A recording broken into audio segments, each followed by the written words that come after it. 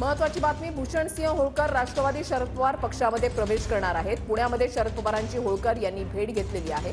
अहिल्यादेवींचे वंशज होळकर लवकरच शरद पवार गटामध्ये जाणार आहेत। होळकर यांची प्रदेश उपाध्यक्षपदी वर्णी लागणार आहे। स्टार प्रचारकांच्या यादीमध्ये सुद्धा होळकरांचा समावेश होणार आहे।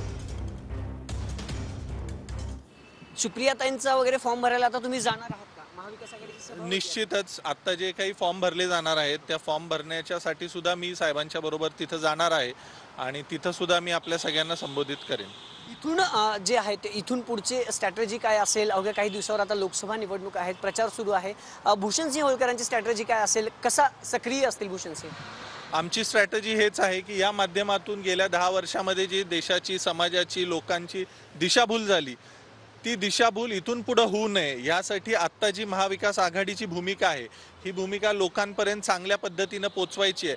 शरद पवार साहेबांनी त्यांच्या पूर्ण राजकीय कारकिर्दीमध्ये देशाच्या आणि राज्याच्या विकासासाठी जे काम केलं ते काम आपल्याला लोकांच्यापर्यंत पोहोचवायचं आहे आणि तेच काम घेऊन एक चांगला विचार, जनतेच्या हिताचा विचार घेऊन आम्ही लोकांमध्ये जाणार आहोत। भविष्यात निवडणूक